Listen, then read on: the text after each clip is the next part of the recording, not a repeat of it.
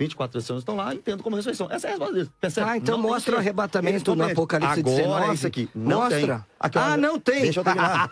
Ô, Marcelo. Checkmate. Não tem, então checkmate. Peraí, calma. Tem arrebatamento, Apocalipse 19? O bispo pode dar as bênçãos apostólicas. Olha aí, meu bispo, ele diz que não tem arrebatamento, capítulo 19. Se a vinda de Cristo parece que é um problema é a mesma coisa do arrebatamento, Aqui não só tem arrebatamento, capítulo 19, meu bispo. É Deixa eu falar. bonito ver uma discussão acalorada. Graça e paz, amados, o debate pegou fogo na rádio 102,9 FM com o tema da volta de Jesus, se será em uma ou duas etapas. Deixa o seu like nesse vídeo e se inscreve no canal. Pastor Marcelo, começando, quantas vindas, em quantas etapas serão a vinda de Jesus? Muito obrigado, bispo Samuel Ferreira. Bom, o arrebatamento é o evento que desencadeará a segunda vinda de Cristo. E Paulo deixa isso muito claro em sua primeira carta, no capítulo 4, dos versos 16 a seguir. Porquanto o Senhor mesmo, dado a sua palavra de ordem, ouvida a voz do arcanjo e ressoada a trombeta de Deus, descerá dos céus, e os mortos em Cristo ressuscitarão primeiro. Agora, olha o 17. Depois nós, os vivos, os que ficarmos, seremos arrebatados, né? Harpagesometa no grego, de onde vem o substantivo harpazo, né? Tirar com violência, arrebatar com força. Seremos arrebatados juntamente com eles entre as nuvens para o encontro do Senhor. Eu penso que aqui, bispo Samuel Ferreira e demais membros desta mesa, está a diferença fundamental entre a primeira vinda de Cristo e a segunda vinda de Cristo. Por quê? Porque eu tenho certeza que tanto César como Mateus jamais advogará que no arrebatamento, pastor Aleph, Cristo tocará no Monte das Oliveiras. Porque se há essa diferença... Já no arrebatamento. Exatamente, bispo. No arrebatamento é a igreja que vai ao encontro do Senhor nos ares. Agora, na segunda vinda, Calixto, Cristo tocará o Monte das Oliveiras. Então, essa é uma diferença... Não toca na primeira. Na primeira, não. Não. Nem eles vão defender isso. A primeira é aquela que é invisível a olhos Exatamente, nus, exatamente. Então, nós partiremos desse pressuposto. O senhor parte desse pressuposto que ninguém percebe, talvez por causa daquele texto, que serão como nos dias de Noé, casam-se dados em casamento, e Noé entra na arca e eles não percebem, é isso? Ali eu penso que é outro contexto, pastor Calixto. Para nós, pré-tribulacionistas, ali está falando da segunda vinda, porque se você continuar na sequência, aquele povo foi levado para juízo. Do texto de Mateus, capítulo 24, pastor Aleph, se continuarmos a leitura, vai ver que um foi tomado e outro foi deixado. Então ali é juízo. E o arrebatamento é a gloriosa esperança da igreja. Ou seja, teremos então em duas vindas, seja a primeira, que é aquela que só a igreja vai ver, e a segunda, aquela que todos verão, que ele toca no Monte das Oliveiras, o monte se fende, ele desce, passa ali pelo vale, sobe, entra pela Porta Formosa e vai no templo adorar a Deus. Pastor Aleph, quantas vezes? As ordens, bispo, como o contexto, e muito digno, o pastor Marcelo havia predicado aqui, trata a respeito das duas vindas ou duas fases da segunda vinda de Cristo. O texto de 1 Tessalonicenses, capítulo 4, versículo 16, declara: porque o mesmo Senhor descerá do céu com alarido, a voz de arcanjo, ao som da trombeta de Deus. E os que morrerem em Cristo Jesus ressuscitarão primeiro. Depois nós, os que estivermos vivos, seremos arrebatados. A palavra ali, harpazo, que significa dizer, arrancar com raiz, na Vulgata Latina de Jerônimo, rapturo. E o termo aportuguesado para arrebatar, que é o verbo que significa dizer tirar de um lugar e colocar em outro. Corroborando com a visão, o texto clássico de 1 Coríntios capítulo 15, versículo 51, eis que vos digo o mistério. Nem todos dormiremos, pastor Marcelo, mas todos seremos transformados. E o versículo 52, chama a atenção... Esse transformado seria do arrebatamento? Seria aplicado ao arrebatamento concomitantemente, porque... se separarmos a ressurreição dos mortos no arrebatamento, teremos um grande problema. E o contexto nos apresenta, no momento do abrir e fechar de olhos ante a última trombeta, porque a trombeta soará. Convém isso que é corruptível ser vista da incorruptibilidade, convém isso que é mortal ser vista da mortalidade, então cumprir-se-á a palavra que está escrita, tragada foi a morte na vitória. E a igreja bradará dizendo, onde está a morte, o teu aguilhão? Onde está o inferno, a tua vitória? Versículo 58, e o texto de Paulo declara, meus irmãos, sede firmes e constantes na obra do Senhor, porque o vosso trabalho não é vão do Senhor. O termo ali, no pescar de olhos, no original, átomos, partícula indivisível. A expressão em grego é negativo, não. E dominei, não divisível. É um tempo que não se pode contar. Com certeza, pastor Marcelo, hebraísta... Quer dizer, foi uma forma de exemplificar, mas será mais rápido que isso. Será muito mais rápido, porque o arrebatamento trata a respeito do rapturo, que é rápido. Significa dizer... Em espanhol, justamente isso. A palavra arrebatamento, nós vamos ser raptados. Olha. E lógico que os pós vão argumentar que 1 Coríntios capítulo 15, versículos 51 e 52, não nos fala a respeito do arrebatamento. Concordo, mas o texto fala sobre a transformação do corpo e isso não anula o arrebatamento, porque será um momento simultâneo, concomitantemente para a glória de Deus. Então vamos lá agora, querido meu pastor Mateus. Como é que vai se dar na sua ótica? Olha, para você ver, o tema do programa é a volta de Jesus. Será em uma ou duas etapas. A volta de Jesus. Quantas etapas teremos para a volta de Jesus? Então eu quero ler a Bíblia, né? Hebreus capítulo 9, versículo 28. Assim também Cristo, tendo oferecido uma vez para sempre, para tirar os pecados de muitos, aparecerá segunda vez, sem pecado, aos que aguardam para a salvação. Quando a Bíblia me promete a vinda de Cristo, a volta de Cristo e o aparecimento de Cristo, ele diz, Cristo vai aparecer a segunda vez. Se o pré-tribulacionismo estiver certo, está faltando aqui a terceira vez. Porque ele vem primeiro nos ares e vem depois em glória. A segunda vez é qual? Hebreus 9, 28 está falando de qual vez? A vez nos ares ou a vez em glória? Hebreus 9, 28 diz que ele aparecerá a segunda vez. Não tem a terceira vez. Quantas etapas se dão à vinda de Cristo? Hebreus 9, 28 está dizendo que é apenas uma vez. O próprio Jesus falou de sua vinda. Nós temos o princípio das dores e a grande tribulação. Mateus capítulo 24. Depois do princípio das dores, se dá a grande tribulação. Se Cristo viesse antes da grande tribulação, ele tinha que ter falado em Mateus 24 que ele viria antes da grande tribulação. Mas Mateus 24 diz palavras do Mestre, palavras de Jesus. Logo em seguida a tribulação daqueles dias, o sol escurecerá, a lua não dará sua claridade, as estrelas cairão do firmamento e os poderes do céu serão abalados. Então, depois da grande tribulação, aparecerá no céu o sinal do Filho do Homem. Todos os povos da terra se lamentarão e verão o Filho do Homem vindo sobre as nuvens do céu com poder e muita glória. Então Jesus está dizendo que é para aguardar ele depois da grande tribulação, não antes da grande tribulação. Obviamente, então, uma única etapa.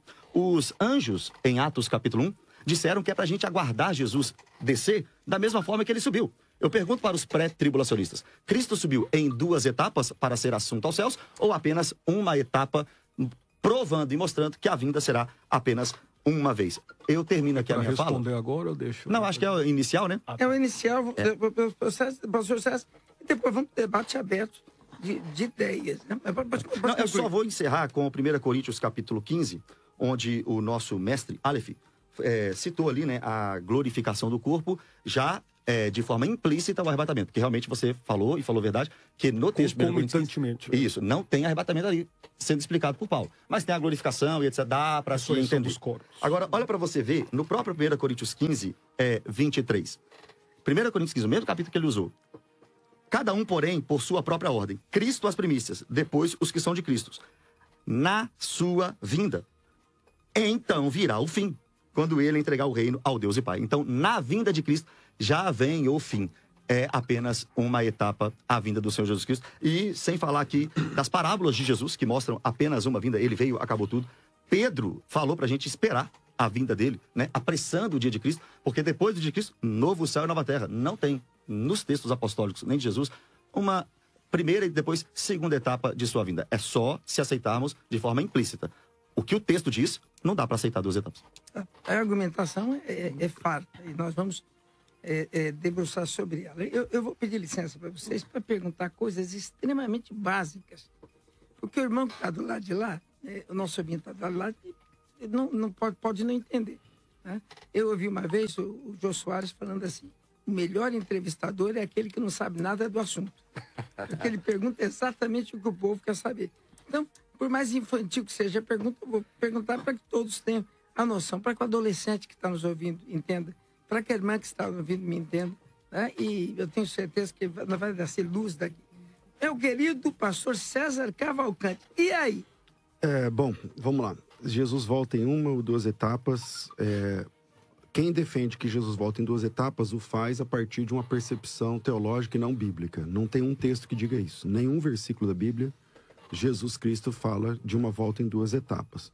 Os textos citados, por exemplo, o pastor Marcelo citou o texto de Tessalonicenses 4, 16 e 17. O mesmo Senhor descerá com alarido, com voz de arcanjo, som da trombeta de Deus. Os que morreram em Cristo ressuscitarão primeiro, depois os nós que ficamos vivos seremos arrebatados juntamente com eles nas nuvens, para encontrar o Senhor nos ares. E assim estaremos para sempre com o Senhor. Esse texto começa dizendo que Jesus descerá. Pronto. O mesmo Senhor descerá do céu. Ou seja, o arrebatamento, que está no versículo 17, acontece no momento que o Senhor Jesus descerá do céu. E esse encontro acontecerá nas nuvens, quando ele estiver descendo do céu. E o texto é claro. É só ler o texto e não precisa de nenhum tipo de recurso para entendê-lo.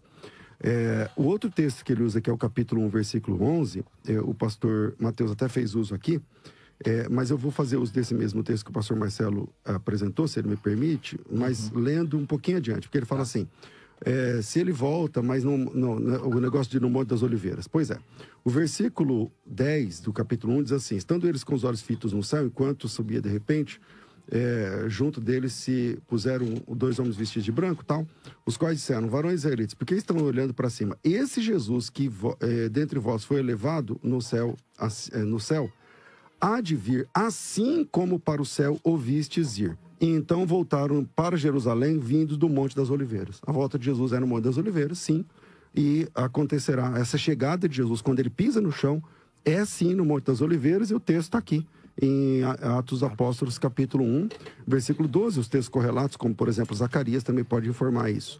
Sobre o texto do pastor Aleph, Coríntios capítulo 15, versículo 51, é verdade mesmo. Houve aqui uma honestidade e é interessante. Ele diz assim, eis que vos digo um mistério. Na verdade, nem todos nós dormiremos, mas todos seremos transformados. Analogia à morte. Não, ele está dizendo da transformação do corpo físico do vivo. Não, porque, por todos exemplo, dormiremos. Nem todos morreremos. Isso. Mas todos seremos transformados. Ou seja, até quem não morreu será transformado. Exato. E isso acontece no arrebatamento. Fato. Exato. Alguns morrem, outros vão ser transformados ainda vivos, no caso do arrebatamento. E todo mundo sabe que arrebatamento e ressurreição são eventos concomitantes, acontecem juntos. Só que quando é que acontece esse momento? O texto diz, o Senhor firmou bem a palavra lá no momento, porque a palavra átomos, não sei o que lá. Só que a Bíblia diz que isso, pastor Aleph, acontece na última trombeta. Qual a última trombeta o senhor diz? Bom, o texto diz assim, eis aqui vos digo um mistério. Isso. Na verdade, nem todos nós dormiremos. Ante a última trombeta. Na verdade, nem todos nós dormiremos, mas todos seremos transformados. Num momento, num abrir e fechar de olhos, ante ao toque da última trombeta. É verdade, isso acontece no arrebatamento e também acontece na ressurreição, e tudo isso acontece na última trombeta. Se a última trombeta acontece antes do arrebatamento, aí essa é a dificuldade que vocês têm agora para resolver, porque o arrebatamento aqui no texto que você apresenta acontece na última trombeta.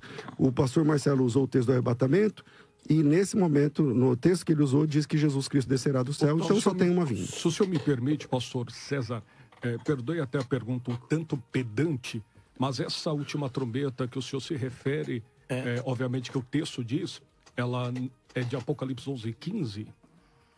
O texto lá não especifica... Desculpa, só completar a pergunta, pastor Claro. César. A última trombeta citada por Paulo para o senhor é a mesma última trombeta de Apocalipse? É o que eu acabei de perguntar. A sétima trombeta? Vamos lá. Mais ou menos isso, por quê? Para todo o pessoal que está querendo saber qual que é, pega a Bíblia aí, entra na concordância, escreva a palavra trombeta. A última vez que aparecer a palavra trombeta na Bíblia, essa é a última trombeta. Porque senão então seria 8 trombetas texto. e não 7. Não, Por que 8? Porque, então. porque tem a última lá. 8 e não 7. É que assim, Apocalipse capítulo 11, versículo 15, não é a última de Apocalipse 11? Qual é a última vez que aparece a palavra trombeta na Bíblia? No texto de Apocalipse. Então essa é a última. Então, posso explicar isso? Deve. Ah, tá. Obrigado, bispo. Agora eu quero ver se o irmão não vai achar aí a Se o oitava, negócio né? esquentar, eu faço um sinal, solto parece o que hino tem embaixo uma- e continua.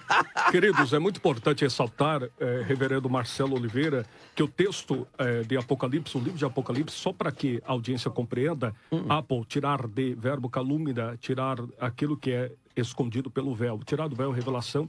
O livro de Apocalipse ele é possuidor de 22 capítulos, 404 versículos, 12 mil palavras, 7 bem-aventuranças, 9 perguntas, 21 juízos, 300 símbolos proféticos, subdividido em 3 partes: as coisas que vistes, as coisas que são e as coisas que acontecerão. Eu queria ter graça de Deus para decorar tudo isso. Minhas Bondade mensagens sua, iam ficar muito mais bonitas. Que isso. O texto nos importa dizer que a distinção entre as trombetas de 1 Coríntios capítulo 15 e Apocalipse capítulo 11, que o pastor César, ele acabou de identificar como a última trombeta de 1 Coríntios, é dessa forma: assunto, natureza e resultado. Pastor Calixto, só para mim Repete isso, concluir. por gentileza. Perfeito. Assunto, natureza e resultado das duas trombetas. A primeira trombeta de 1 Coríntios capítulo 15, versículo 52, o assunto é a igreja. Natureza, a graça. Resultado, arrebatamento da igreja.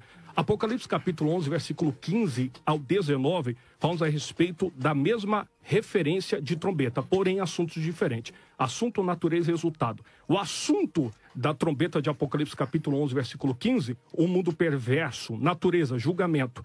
E resultado, mais juízo sobre o mundo. Então, o contexto nos importa dizer que nós não podemos fugir do próprio contexto. Eu Porque acho o que o senhor texto não nos leu o importa texto de dizer. Apocalipse 11 para falar tudo isso aí que o senhor falou. Eu acabei de ler Apocalipse capítulo 11, e tocada a sétima trombeta, ouve vozes dos céus, que diziam: os reinos vieram a ser do nosso Senhor, seu Cristo, reinarão para sempre. Passou depois Reinarão disso. não, e ele reinará para sempre. E o texto ainda importa dizer que eles, no plural, Deus e o Pai. Mas o contexto nos implora dizer que o próprio contexto vai nos falar a respeito da sequência dos juízos do período de grande tribulação. A trombeta de 1 Coríntios capítulo 15, versículo 52, fala-nos a respeito da convocação dos salvos para a glória de Deus. Você pode me mostrar no texto aí de Apocalipse 11 esse juízo, quando toca a trombeta? Não, a sequência é lógica. Não precisa Só uma lida de Apocalipse 11. Então, mas é só mostrar no texto. Não tem problema. Apocalipse O capítulo versículo, 11, qual o versículo? versículo 15. É que a gente está falando de trombeta, aí a sequência, depois das É que o senhor trombetas disse vem que o quê, quando pastor? toca a trombeta vem esse juízo. E não é isso que a Bíblia diz. A Bíblia diz que quando toca a trombeta, pastor, versículo 15, diz assim: os reinos do mundo passaram a ser do Senhor e do seu Cristo. E aí os 24 anciãos que estão assentados se prostram e adoram, dizendo: graças te damos porque és, porque eras, porque tomaste o teu grande poder e reinaste. Iraram as nações, veio a tua ira, o tempo de serem julgados e tal, Então, os teus o senhor- servos e os santos que temem ao teu nome, os pequenos e grandes e tal. Então, Pastor César, o senhor a disse que aqui é o sequência juiz. do Qual que é livro o de texto? Apocalipse, capítulo 11, versículo 15, falamos a respeito do tocar da trombeta, falamos a respeito da manifestação das E de vozes. Cristo reinando. E sequência do texto, falamos a respeito depois das 7 taças, Mas que só- é a Aqui no prefiguração. capítulo 11, me mostra o texto. Qual é o versículo, por Apocalipse, favor? capítulo de número 11, versículo 15, a gente está tratando sobre a transparência e a diferença. Leia o texto que o senhor está É que o dizendo. senhor acabou de falar para nós, para toda a audiência, que 1 Coríntios capítulo 15, versículo 52, ante a última trombeta. Então o senhor está sendo mesmo tribulacionista agora? Porque o reino se aplica no meio da tribulação? Vamos lá. A vinda é no meio da Vamos tribulação? lá. O que eu disse é que lá em Coríntios 15 está dizendo que a transformação dos corpos das pessoas, que acontecerá pela ocasião do arrebatamento, e isso o senhor disse com certeza, com segurança, porque é verdade, ali é o arrebatamento, porque o arrebatamento é junto com a ressurreição. concomitantemente. Isso. Só que isso acontece na última trombeta. Aí o senhor disse assim, mas qual é a última trombeta? Eu falei, pega a Bíblia, a última não vez que... consegue ver a diferença? A última vez que tocar uma trombeta, essa é a última trombeta. É só esse o ponto. Deixa É só isso. aproveitar falando da Devido a trombeta. Vene, o máximo respeito, viu, pastor César? Eu recebo seu respeito e compartilho da mesma forma. O Aleph e o Marcelo, sobre essa questão da última trombeta, eu até queria entrar depois dela, mas é só uma pergunta. Se eu sou um leitor da Bíblia e estou me deparando com o Novo Testamento, Depois da fala do senhor, eu quero falar a respeito e compreendo Com a permissão do bispo, claro. Fica à vontade. E compreendo que nós temos... Isso aqui vai longe. que nós O compreendemos... Marcelo parece que está regando o debate, né? Mas tudo bem, vamos lá. Tá nervoso, amado, já? Vai segurar ele aqui, é uma luta. Deixa tá me ele. segurando. Eu só tô prestando atenção. Fala, Mateusão. Pastor Matheus, desculpa. Não, tranquilo. olha para você ver, se eu sou um leitor da Bíblia, Sim. então eu chego lá no Novo Testamento e vejo Paulo, como um dos autores da Bíblia, falando sobre a última trombeta. E aí tem João também escrevendo sobre a última trombeta. Eu tenho no Apocalipse uma lista. Primeira trombeta, segunda, terceira, quarta, até a sétima. Qual que é a sequência da de Paulo? Se Paulo está dizendo que tem a última trombeta, e João, ambos inspirados pelo Espírito Santo, também está dizendo que tem uma última trombeta. Qual é a sequência das trombetas de Paulo? Por que Paulo só falou da última? Não falou da primeira, segunda, terceira, quarta, quinta? Por que não? E só encerrando. E aqui no capítulo 11 de Apocalipse, na sétima trombeta, nós precisamos compreender que é a vinda em glória do Senhor Jesus Cristo. Se não é a vinda em glória... Apocalipse 11? Apocalipse capítulo 11, versículo 15. Olha para você ver. Reino do mundo... 11 e 15, a última trombeta. Perfeito. O reino do mundo se tornou de nosso Senhor e do seu Cristo. Quando é que o reino vai se tornar do Senhor e do seu Cristo? Quando é que isso acontece? Se não na vinda gloriosa do Senhor Jesus Cristo. Quando é que ele vem para julgar tanto crente quanto ímpio? Apocalipse 11, a última trombeta, está dizendo que Cristo vem e julga ímpio e crente. Isso é no arrebatamento? Isso é no meio da tribulação? Não, isso é no final da grande tribulação. Essa é a vinda em glória do Senhor Jesus Cristo. Este é um problema. Deixa eu falar um pouquinho agora, antes do pastor senhor Alex. responder, eu vou pedir o pastor Marcelo, só para mim pontuar uma questão aqui que foi usada pelo querido pastor Mateus, parece que também é a mesma visão do pastor César, pastor César. Por isso eu vou fazer a pergunta.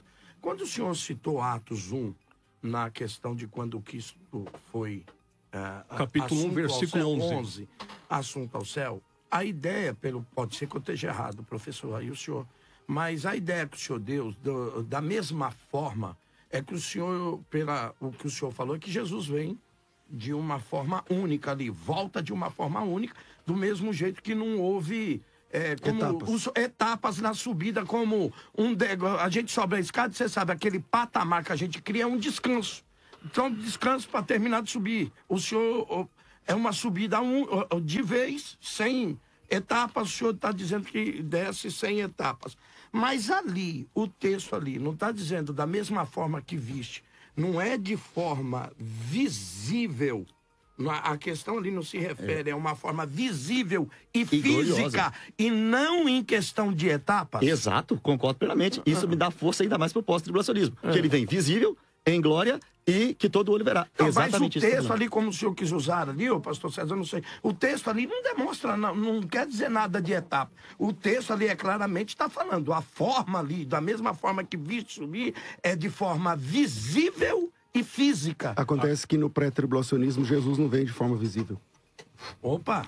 Pelo menos na primeira etapa, né? Pelo menos na primeira etapa. O pré-tribulacionista crê que Jesus volta sem ninguém ver fisicamente. Mas a igreja o senhor só diz que esse na texto primeira tá etapa. Ele Aí ganhou o senhor o mundo usa em si, isso aqui né? para dizer... Jesus não disse etapas, ele disse que ele vai voltar.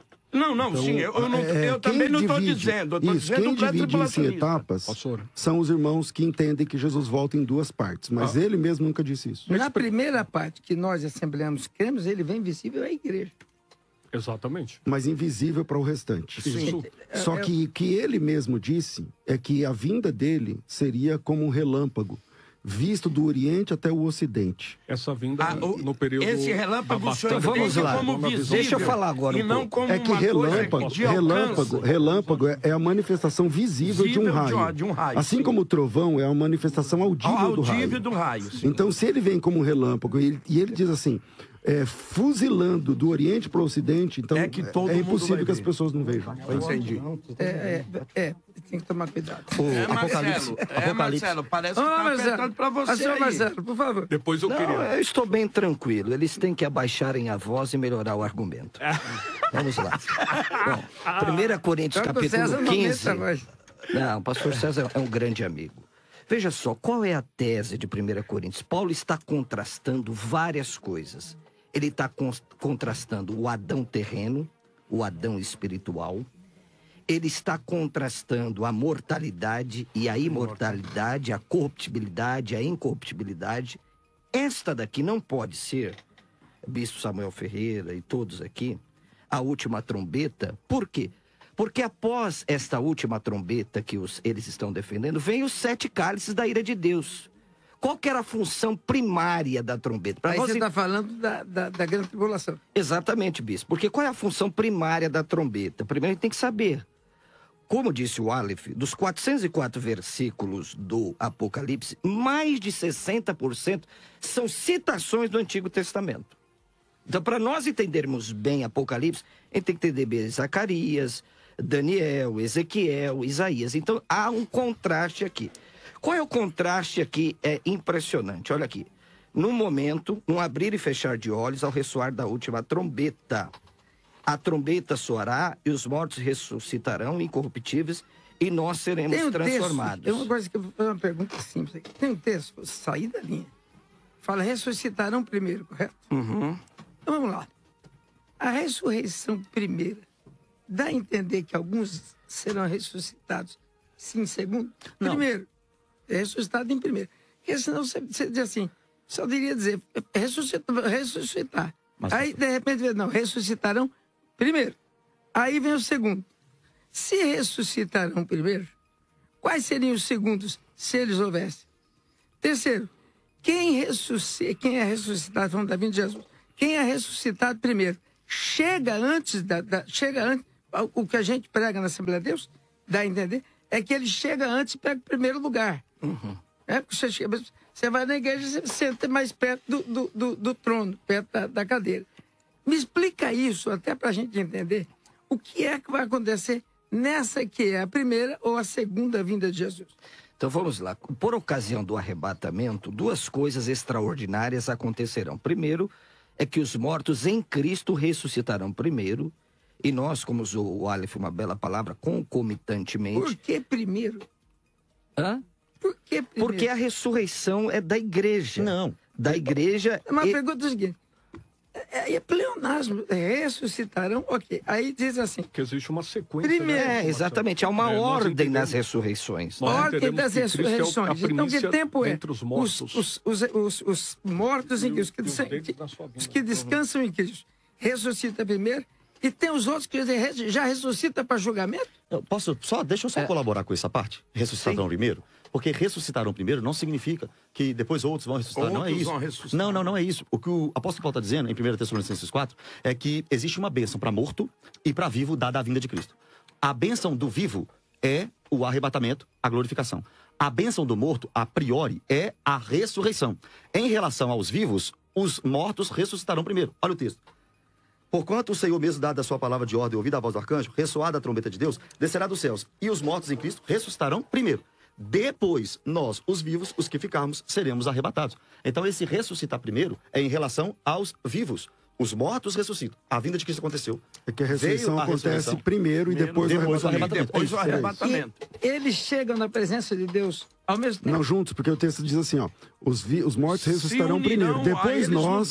Depois nós que ficamos vivos, seremos arrebatados juntamente com eles nas nuvens para encontrarmos o Senhor nos ares. O problema do e assim, o encontro é junto. O encontro é junto. O problema do pós é que eles não encontram a ressurreição em Apocalipse 19. Então, mas peraí, eu queria ver, o pastor Marcelo, porque essa questão de trombeta, o pastor E depois nós vamos tratar dos decapitados e depois ressuscitados. O pastor César até gosta muito, e eu sou obrigado de vez em quando a concordar com ele, Marcelo. Eu queria que você explicasse essa questão que o senhor falou da trombeta, que nós temos que, como o Apocalipse, cerca de 60% do livro faz citações do Antigo Testamento. Isso. O senhor disse para mim entender algumas coisas do Apocalipse, eu teria que entender muito bem a questão no Antigo Testamento. Isso, parece que trombeta no Antigo Testamento, ela tem algumas funções. O primeiro, um sinal de alerta. Isso. E depois um sinal de ajuntamento. Exatamente. Né? Ele alerta, toca, inimigo, um exemplo, estou sendo muito tal. E depois a vocação, quando o próprio Neemias diz,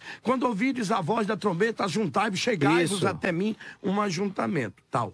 Então eu queria que o senhor até explicasse para o ouvinte, mas eu queria fazer uma pergunta para o senhor. Fica difícil para mim entender que o arcanjo vai descer, Deus vai descer com voz de arcanjo, alarido de trombeta.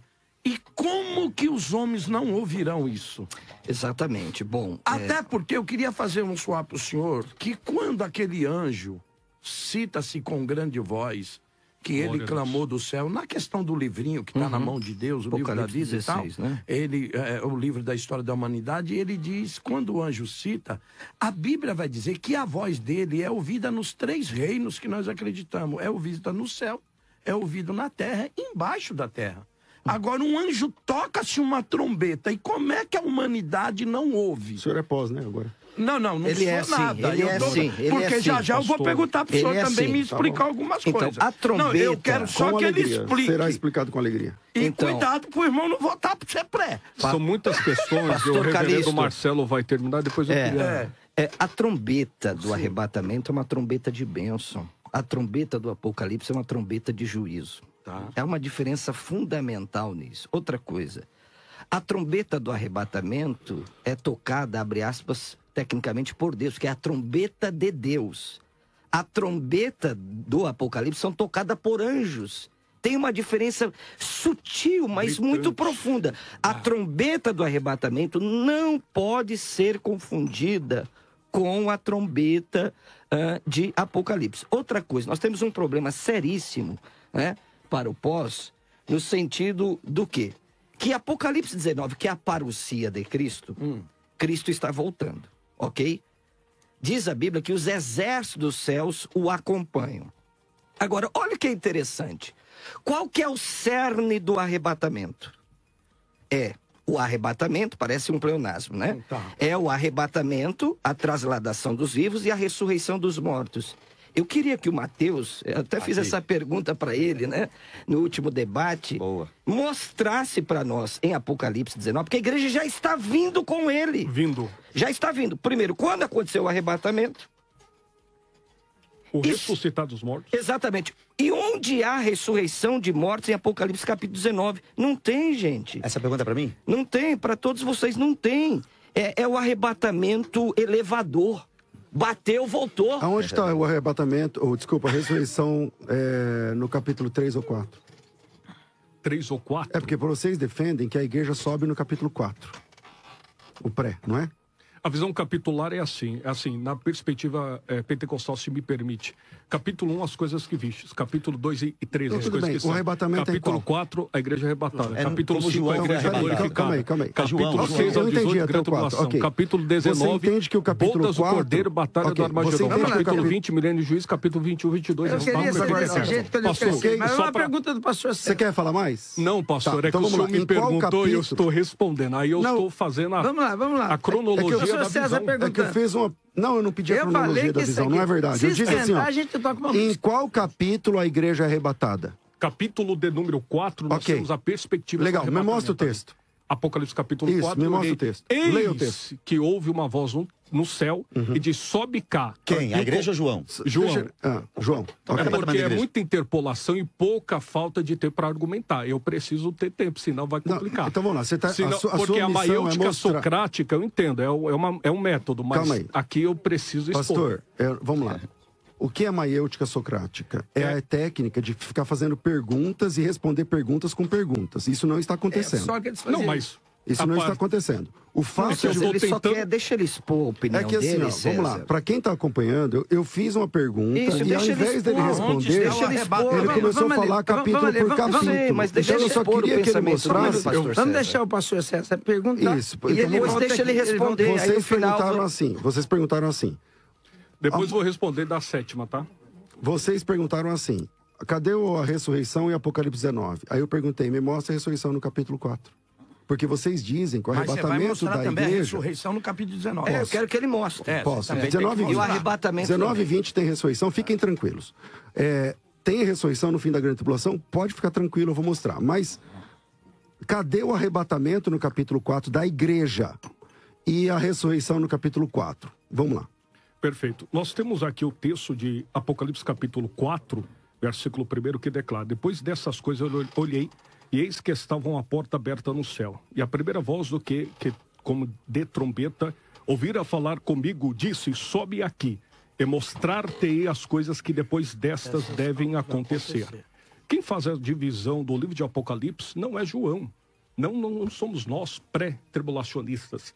Não é o bispo Samuel Ferreira, mas é Jesus, em Apocalipse 1:19. As coisas que viste, que são O e que arrebatamento da acontecerão. igreja, pastor, qual que é? As coisas que acontecerão, capítulo 4 a 22. E o texto nos importa dizer do simbolismo aqui, que João é arrebatado até o céu e mostra os 24 anciões, que é o símbolo perfeito da igreja. Aí o que nós temos aqui? Os 24 anciões. Eu pedi o Qual- arrebatamento e a ressurreição, tá?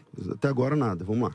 Pastor, eu estou tentando explicar aqui o arrebatamento em capítulo 4 e a ressurreição já te... É porque é duas perguntas, eu preciso só começar pela primeira que o senhor havia dito. Apocalipse capítulo 4, o simbolismo perfeito da igreja dos 24 anciões. Por que nós queremos, pastor Mateus? Porque anjo não tem coroa e não possui trono. Os 24 anciões têm coroa e possuem trono. Segundo ponto, nós temos aqui João já arrebatado, que é o símbolo perfeito da ressurreição aplicado ao arrebatamento da igreja. Simbolismo sequencial. Simbolismo sequencial. Você quer que o João ressuscitou sem morrer? Não, pastor. João aqui está representando aquele que é a voz do livro de Apocalipse. E o texto nos importa dizer essa questão. Apocalipse capítulo 2, versículo 25, Apocalipse capítulo 3, versículo 3 e Apocalipse capítulo 3, versículo 10 importam dizer a respeito da visão que nos importa dizer a manifestação da glória. Escuta aqui, César, escuta aqui. Você pediu para ele...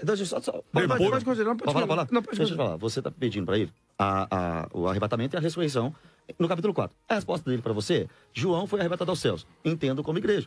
24 anciãos estão lá, entendo como ressurreição. Essa é a resposta dele. Percebe? Então não mostra o arrebatamento no Apocalipse 19. Agora isso aqui. Não mostra. Tem. Aqui, não tem. Deixa eu terminar.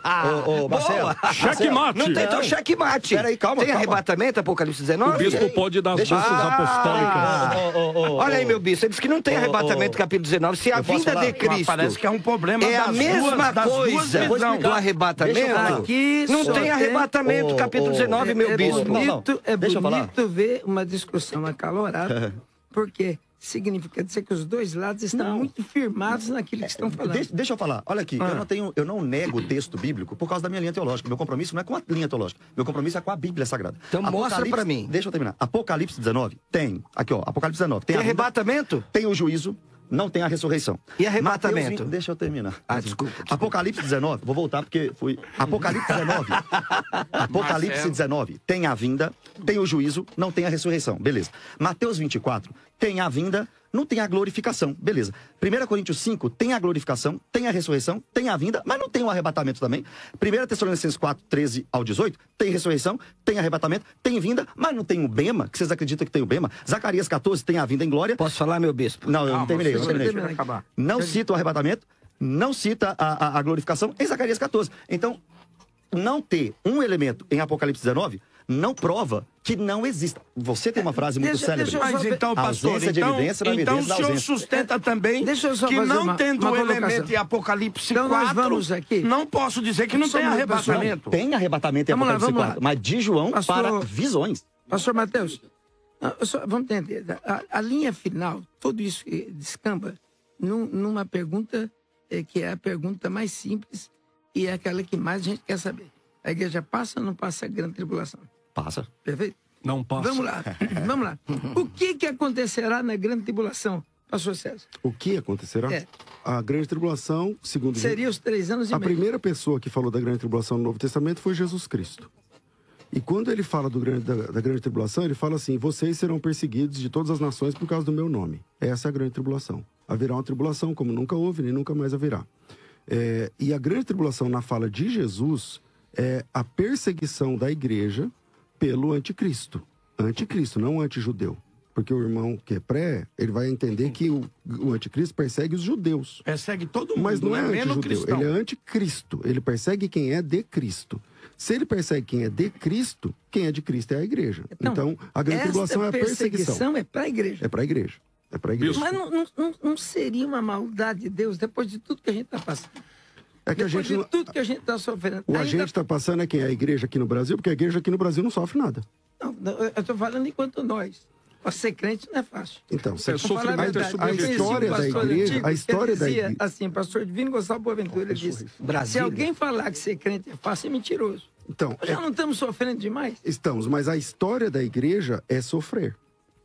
O que esperar? Se a gente serve a Jesus num mundo que odeia Jesus, a gente não pode esperar ramalhete de rosas o tempo todo. Sim. Então a história da igreja é sofrer. Jesus nos chamou para sermos suas testemunhas. A palavra testemunha é mártir. Nossa chamada é para o martírio. O tempo todo. A chamada do cristão é para o martírio. Para ser testemunha de Jesus Cristo. Aí é pauleiro. Bispo. Não, esse é o chamado do Cristo. Bispo, eu posso responder? Só uma pergunta. Nós vamos, literalmente, nesses 3 anos e meio, passar o pior momento da igreja. E aí eu pergunto, nesses 3 anos e meio, haverá conversão ou desviamento? Haverá conversão. Haverá, porque se a igreja está aqui pregando, está tudo funcionando. Só que a igreja está sendo perseguida. E aí, na fala de Jesus... Seria um Deus mau? Tipo assim, o Deus que formou o mal? Bom, eu não creio que Deus... Porque assim, a grande tribulação não é a perseguição de Deus contra os cristãos. A Bíblia diz, bispo, que a ira de Deus se manifesta dos céus contra os filhos da impiedade. Então, a ira de Deus não é contra os cristãos. A ira de Deus é contra os ímpios. Porém, o tempo todo, a Bíblia mostra o cristão sendo perseguido. A vida do crente... Quando será o tribunal de Cristo? A vida do crente nunca foi fácil. Nesse momento, enquanto a gente está aqui agora fazendo uma reflexão sobre a vida da igreja no mundo, quantos cristãos estão perdendo a vida agora? São 150 mil cristãos mortos pela sua fé por ano. Isso agora. Aqui no Brasil, tudo bem. Aqui no Brasil temos liberdade religiosa, por enquanto. Então, agora, a pergunta que eu faço, no mundo, a igreja é perseguida no mundo. É isso, o senhor está falando de que tem que haver um sofrimento universal. Eu não estou dizendo que tem que ter. Eu estou dizendo assim, Jesus Cristo disse assim, os discípulos perguntaram para Jesus, que sinais haverá da tua vinda do fim do mundo? Ele começa a dizer, ele falou, vai acontecer guerra, rumor de guerra, mas isso é o princípio das dores. Quando ele fala o princípio das dores, é igual a mulher que está grávida, começa a ter dor no parto, começa a ter contração. Uma contração a cada 2 horas, depois uma contração a cada 1h30, depois aí vai chegando um momento que a dor é insuportável e contínua. E Jesus disse assim, vai acontecer isso, depois aquilo, até que chega uma hora, que é quando a mulher vai parir a criança, com desculpa da expressão, é porque a dor, ela tá constante. E aí Jesus está dizendo o seguinte, vai acontecer isso, mas é o princípio das dores. Ainda não é o fim. Aí vocês vão ser perseguidos de todos os povos, vão odiar vocês, vão procurar vocês, então, vão matar não vocês. É o que está acontecendo hoje, isso vai acontecer... Isso vai se avolumando até que chega a volta de Cristo. E aí, só para finalizar, no capítulo 24, versículo 29, que o pastor Mateus deu, ele diz assim, e logo, depois da tribulação daqueles dias, o sol escurecerá, a lua não dará a sua claridade, as estrelas cairão do firmamento e aparecerá no céu o sinal do Filho do Homem. Ou seja, Jesus Cristo Jesus disse que ele volta depois do sofrimento. Nós é que eu tenho que defender, porque apesar de tentar ficar imune aqui, ou pelo menos isento, vontade. O pré-tribulacionista diz o seguinte, a igreja é arrebatada, 3 anos e meio, nós estamos na boda do Cordeiro. O pós diz que a boda do Cordeiro será quando? No casamento, bodas não tem um período de tempo. Por exemplo, esse ano eu faço 25 anos de bodas. Parabéns. O ano que vem é outra bodas. O tempo todo. Bodas para mim... Então não tem um lapso temporal? Não é 3 anos e meio? Não tem nenhum texto bíblico que diga que as bodas do Cordeiro duram 3 anos e meio. Nenhum versículo bíblico. E da onde a gente... E a gente não defende uma construção pré-tribulacionismo? De lugar nenhum. Não tem nenhum versículo bíblico. O bispo. Eu preguei errado a vida inteira. Bispo Samuel. Bispo Samuel. Deixa eu te fazer uma pergunta, só um minutinho. Só fazer uma pergunta ao pastor César, porque o que o pastor César está dizendo é o seguinte, que ele não aceita o sofrimento da igreja pontual. Igreja sofrendo ali, sofrimentos da igreja não, como ali. assim eu não aceito? É uma realidade. Então, o sofrimento pontual existe e sempre existiu na história. Isso. Não concorda comigo? Sim. Agora o senhor mesmo mas citou... vai se avolumando, então, vai se avolumando. Então, o que o senhor está dizendo é que esse volume que o senhor está dizendo só não é um volume da questão do aumento da dor, mas é também um volume de aumento de perseguição generalizada, mundial. Vai chegar uma hora... Então, por isso que eu estou dizendo que o senhor defende... Jesus Cristo disse que vai chegar uma hora que nós seremos odiados de todas as nações. Então, isso já chegou esse dia? Então, por isso que eu estou dizendo, o senhor não defende, como alguns defendem lá, na questão do dilúvio, um dilúvio territorial. Quando acontecerá no pré-tribulacionismo? Todas as ações, a totalidade de povos? Universal. Não entendi. De todas as nações, seria todos os povos? Bom, a lógica, porque se você for pegar, é os povos, não é isso? Mas deixa eu só terminar minha pergunta para o César aqui. Em toda nação tem pessoas que odeiam o cristianismo. Eu queria responder a visão pré-tribulacionista que o bispo falou. Deixa eu ouvir a pergunta daqui do pastor Calixto. Senão ele vai dar luz, ele vai parir. E depois, bispo, eu queria responder essa questão. Já volto. Vamos fazer o seguinte. Vamos ouvir a pergunta do Calixto, quem vai parir é ele. Ô César, Tá gordinho, eu queria tá que o gordinho. senhor falasse para nós o seguinte, como é que o senhor entende a promessa que Deus fez à igreja de Filadélfia? Porque existe uma promessa. A igreja de Filadélfia. Como guardaste a palavra da minha paciência, eu te guardarei da hora de tentação que há de vir sobre todo o mundo. Aí fala que ele vai guardar da tribulação? Para tentar os habitantes Aí da fala terra. que ele vai guardar da tribulação? Bom, olha, o texto diz que te guardarei do quê? Guardarei da hora de tentação. Ele sempre guarda. Não, então, e gente- como é que o senhor interpreta essa tentação? uma dessas não adianta coisas- o senhor falar que isso aqui é tentação da vida Uma diária, dessas- porque não é. É verdade. O texto não é lá- fala de tentação É verdade. de vida Essa diária. tentação é lá no fim. Então. Esse texto, por exemplo, o que Jesus Cristo em João 17:10 responde sua pergunta. Ele diz assim, ó: não peço que os tires do mundo, mas que o livres do mal. Tá, então o que o senhor está dizendo seria a mesma coisa. Eu não estou dizendo o que 17, é. Qual é o Eu verbo só ali? vou dizer para tal. O senhor está dizendo que, da mesma forma, por exemplo, da mulher, da mulher de Apocalipse lá, se ela foi guardada no deserto, preservada, o dragão tentou chegar até ela, não conseguiu, porque a própria terra criou meios para que o dragão não chegasse, tal, ela foi guardada.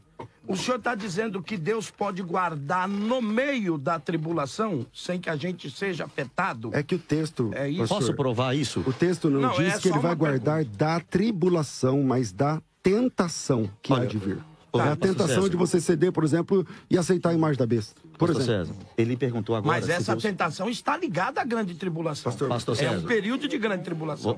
Calixto, você acabou de me perguntar, você acabou de perguntar pro César aqui, né? Se Deus pode livrar, no momento da tribulação, os seus, não é isso? Guardar os seus no meio, Isso que ele no faz. meio. É isso que ele faz, sem precisar tirar a igreja da terra. A igreja da terra. E eu vou te provar.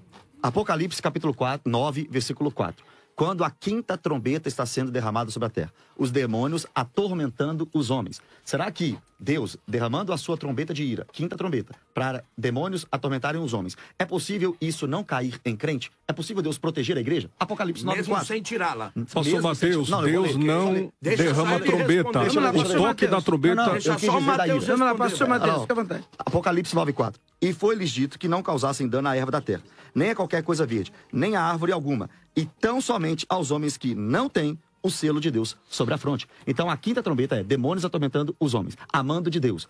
Derrama essa trombeta, derrama é modo de falar, toca essa trombeta, derrama o castigo, que eu tô querendo dizer, derrama o castigo. O que é? Demônio vai atormentar o homem. Que homem? O que não tem o selo de Deus. Apocalipse 13:8. A todos da terra vão adorar a besta no momento da grande tribulação. É verdade. Todos quem? Olha Apocalipse 13:8.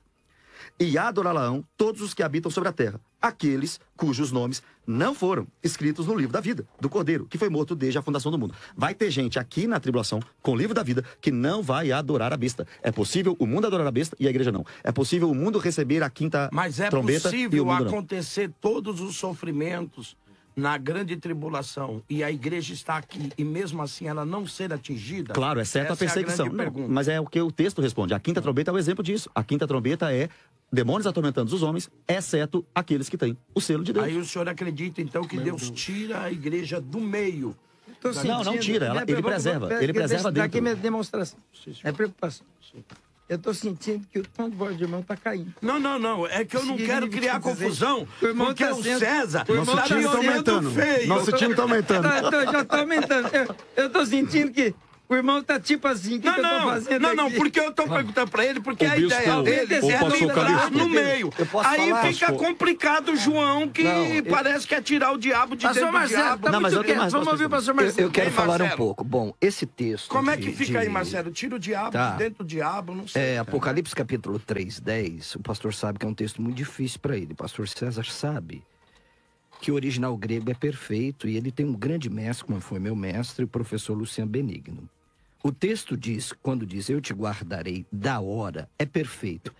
Ec tes horas. O que diz um dos maiores gramáticos da língua grega, o Daniel B. Wallace? É que diante de um verbo estativo, que é o verbo guardar aqui, a preposição ec perde a força. Se fosse para guardar na tribulação, deveria ser usada o prefixo eis para a tribulação. E aí o pastor César usou que a única saída é essa, de João capítulo 17, 15, mas toda a construção gramatical aqui é diferente de João capítulo 17. Por quê? Olha bem. Se é guardar de dentro para fora, nós temos um problema seríssimo, porque Daniel capítulo 13, verso 7 vai dizer assim: foi-lhe dado também que pelejasse contra os santos e os vencesse. Como é que vai guardar se a besta vai matar os santos? Que guardar é esse? Mas o senhor acredita que que sendo morte pela besta é um sinal de derrota? Mas é lógico. Mas que guardar é esse? Eles pela morte. Mas que guardar é esse? Então não está te guardando? Quer dizer, a polícia está lá dentro da sua casa, o ladrão entra e te mata. Como que ele te guardou? Os nossos irmãos que estão no Oriente Médio morrendo agora não estão guardados por Deus? Calma. Aí o César, habilmente, não é? Cita João 17, 15. Bom, se é guardar de dentro para fora, nós temos um problema com esse texto aqui, que eu falei para o Bispo Samuel. O senhor lembra, Bispo Samuel? O senhor até gostou da minha explicação desse texto? Ora, eu já vi pessoas saírem, o demônio sair de dentro das pessoas. Mas eu nunca vi uma pessoa sair de dentro do maligno. Então não funciona o texto de Apocalipse 3:10 com João 17:15, que eles têm que apelar, porque a única construção que tem é aí. Só que toda a gramática aí é diferente, aí não é verbo estativo, e o outro verbo. Em Apocalipse 3:10 é terel. Terel, exatamente. Então não cabe esse texto. A inerrância bíblica, ela depõe contra o pós. Exatamente. Não, mas o significado de terel é guardar, manter, sob vigilância. Sim. Guardar, preservar. Mas não é o mesmo verbo, preservar. querido pastor Mateus, de João capítulo 17. E aí... Não, é o ek, o ek que é o mesmo, né? É o mesmo verbo. Não, a preposição ek, ela trata essa questão. Mas o guardar de João 17:15 é terel. Vamos por parte, vamos lá. Primeira coisa, o texto de Apocalipse 3:10 não está falando a palavra tribulação, está falando a palavra tentação. Ele vai guardar o crente da tentação e não da tribulação. É o cognato também, né? Não tem... Lá guardarei da tentação. Mas, pastor César, essa tentação quer vir sobre o mundo, isso, querido. Eu não discordo que essa tentação será na grande tribulação. Tá tudo bem. Só que lá não é guardar da tribulação, é guardar da tentação. Uma das possibilidades, por exemplo, é guardar o crente na tribulação de aceitar a imagem da besta, por exemplo. Ou a marca da besta para a vida ficar mais fácil. Mas voltando aqui ao texto. Quando você diz assim, que essa palavra no grego... Eu não sou professor de grego, vocês sabem disso. Mas dizer que essa palavra terel do grego não é a mesma de João 17:15, não é fato. É a construção, pastor César. Pois é. A construção é outra aí, pastor César. Então vamos lá. O texto grego de João... Eu não sei, não sou professor de grego como sou de hebraico, mas eu sei ler grego. Sim. O texto lá de João, capítulo 17, versículo 15, diz assim: ou queroto rina ares autos ektou cosmos alrina tereses. Ok. Então você tem aqui o ek e você tem aqui o tereses, que está, nesse caso, declinado aqui. Porém, o texto de João 17:15, que está muito bem traduzido em português, diz assim, ó: não peço que os tires do mundo, mas que os guardes do mal. Significa que guardar e tirar não é a mesma coisa, meu Deus do céu. Tá, mas quando pastor Jesus César, disse lá em Mateus, o ek que o senhor advoga não é de dentro para fora? Pastor César, o ek que o senhor advoga não é de dentro para fora? É possível que seja. Então, você já viu alguém sair de dentro do maligno, pastor Mas César? é de dentro da tentação. Não, o texto de João, de João. O texto lá... O texto de João. Tire do mundo. O verbo terel é de dentro de... É que o texto aqui é guardar. Guardar. Mas o senhor não usa o ek dizendo que é guardar de dentro para fora, mas aí o ek... O senhor mudou? Guardar não é retirar nada. nesse Pastor sentido. Marcelo, vamos lá. O ek aqui, ele está preso à palavra que vem depois. Guardar do quê? Do mal. Então, mas é guardar de dentro do mal? Porque é teressos é guardar. Mas isso não pode ficar só no verbo, pastor Então você César. tem que reclamar com Jesus que falou a palavra. Não é. Não comigo. Não seja retórico, César. Não seja mas retórico. Peraí, quem está sendo retórico é você. Não seja retórico. Não, eu posso ser retórico. Nós temos uma grande amizade. O senhor sempre... Mas eu posso ser retórico. Qual o problema? O senhor sempre usou... o senhor está sendo retórico agora? É quando eu consigo uma palavra pro meu bem. Qual o problema? Faz o seguinte, solta uma vinheta, solta uma vinheta. 15, Jesus Cristo disse... Pastor Mateus, a palavra é consigo. eu tenho algumas dificuldades com o pré-tribulacionismo, né? Vamos lá, eu tenho algumas aqui, eu quero colocar na mesa. 3 coisas. Primeiro, o nosso Senhor Jesus disse que vem depois da grande tribulação.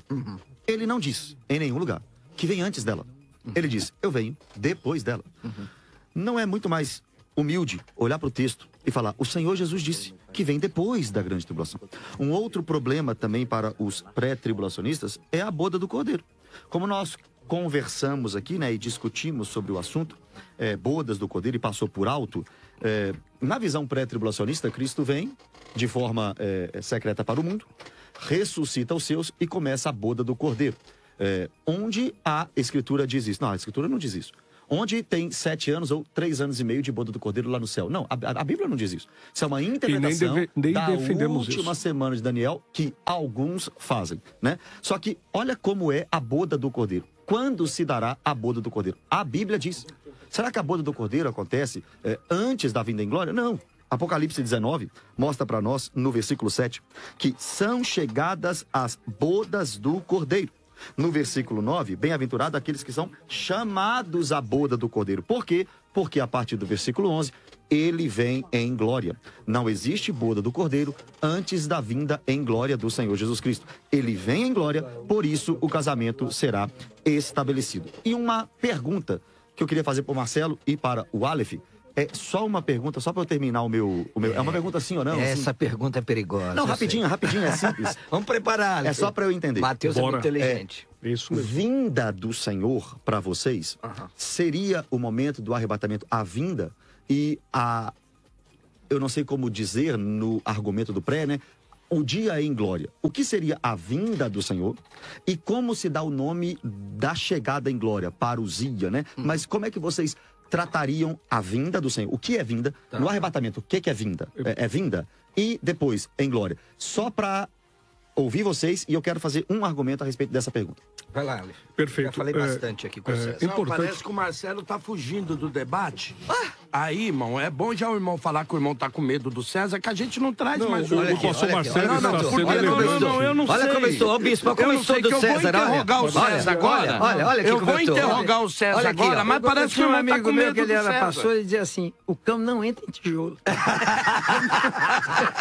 O sangue de Jesus tem poder. Ei, pastor César, ele sempre usa alguém, Posso, né? bispo? Por favor. Perfeito.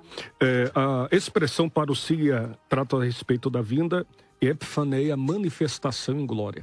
Então nós fazemos essa distinção. O que é vinda? A vinda simplesmente é a parousia, que trata a respeito do Cristo vindo... A chegada. Exato, para a igreja. E a epifaneia, a manifestação que todo olho o verá. Apocalipse capítulo 1, versículo 7, Apocalipse capítulo 19, versículo 11, Mateus capítulo 24, versículo 29, 30, 31. Isso, então a vinda é no momento do arrebatamento? A vinda? Com certeza. Com por certeza, que não? Né? Por que não? Por causa de um texto aqui que eu quero mostrar a vocês. E detalhe, pastor Marcelo, só para que a audiência possa entender, nós tratamos a respeito do arrebatamento secreto em relação para a igreja. Isso. Porém, a igreja verá o Cristo glorificado conforme o contexto nos apresenta. As tipologias do Antigo Testamento nos é válida. É importante ressaltar também que a exegese rabínica, até que o nosso querido pastor César, pastor Marcelo pode nos compreender melhor, trata a respeito do acróstico Pardes, que trata a respeito do Pichat, Remes, Sod e Drash. O método histórico gramatical é que nós aplicamos. Perfeito. Nessa então vinda seria o momento do arrebatamento, não é isso? Na vinda do Senhor seria o arrebatamento. Não, o arrebatamento, a vinda de Jesus para a igreja. Isso, exatamente. Perfeito. Então, olha para você ver como que não faz sentido. Nessa visão, depois eu vou falar. Se eu for aceitar a sua visão, eu tenho que dizer que a grande tribulação termina antes da grande tribulação. E eu vou te provar isso. 2 Tessalonicenses 2. É só me provar a visão pós agora, a igreja no céu. Só isso. Vamos lá. 2 Tessalonicenses 2. Eu provo. Tem igreja no céu agora? Paulo está onde? Pedro tá onde? Tem uma parte da igreja que está no céu agora já. Isso é mole. Aqui, ó. 2 Tessalonicenses 2:1. Entrar no céu? A igreja entrar no céu? A igreja entra no céu? Deixa eu responder a sua pergunta da vinda. Completude. Igreja só é corpo. É só um membro que está lá, não é o corpo. Mas na grande tribulação também não. Mas aí vamos falar que tem igreja no céu. Marcelo. Mas se tem agora, salvo, não tem. Não tem o que tem lá é parte da igreja. Tem lá membros do corpo. A gente marca isso para o debate. Você vai dar uma giripoca também. Vamos lá. O pastor César e depois, com a permissão do bispo, eu vou tratar esse pedaço da ressurreição, sétimo trombeta. Tudo bem. Pastor Mateus falando, depois o nosso querido e serve o nome de Aleph. É árabe esse nome? Primeira letra do alfabeto hebraico. Chegou aqui, ó. Demorou, mas chegou. Vamos aproveitar aqui comigo. Vamos. Quem está lá em casa, irmão, que a gente é tudo esfomeado. Vamos, porque a grande tribulação vai chegar e não vai poder nem comprar nem nada. 2 Tessalonicenses... O problema com o Mateus é bom de argumento. 2 Tessalonicenses 2:1. Irmãos, no que diz respeito à vinda de nosso Senhor Jesus Cristo e a nossa reunião com Ele nos ares, então, para vocês, isso aqui é o arrebatamento. Nós vos exortamos. Aqui, não vos demovais da vossa mente com facilidade, nem vos perturbeis, quer por espírito, quer por palavra, quer por epístola, como se procedesse de nós, supondo tenha chegado o dia do Senhor. Ninguém de nenhum modo vos engane, porque isso, o dia do Senhor, que eu também entendo que é a vinda, mas vocês não acontecerá sem que primeiro venha a apostasia e seja revelado o homem da iniquidade. O dia do Senhor não vem sem que primeiro seja revelado o homem da iniquidade. Agora olha o versículo 8, não é nem no 3, é no 8. Olha o que diz o texto 8. Vocês acabaram de me falar que vinda é o arrebatamento, que a vinda é quando Cristo aparece para a igreja. Mas olha o versículo 8. Então será de fato revelado o iníquo, a quem o Senhor matará com o sopro da sua boca e o destruirá pela manifestação de sua vinda. O que o texto está dizendo é que o arrebatamento, que o anticristo será destruído na vinda do Senhor. Se vinda é arrebatamento, na visão pré, o anticristo é destruído antes da grande tribulação. É fácil responder isso. Primeiro, o contexto nos apresenta que o arrebatamento trata a respeito da manifestação dos santos saindo da terra para o céu. Agora, a expressão parousia trata a respeito dessa vinda para a igreja.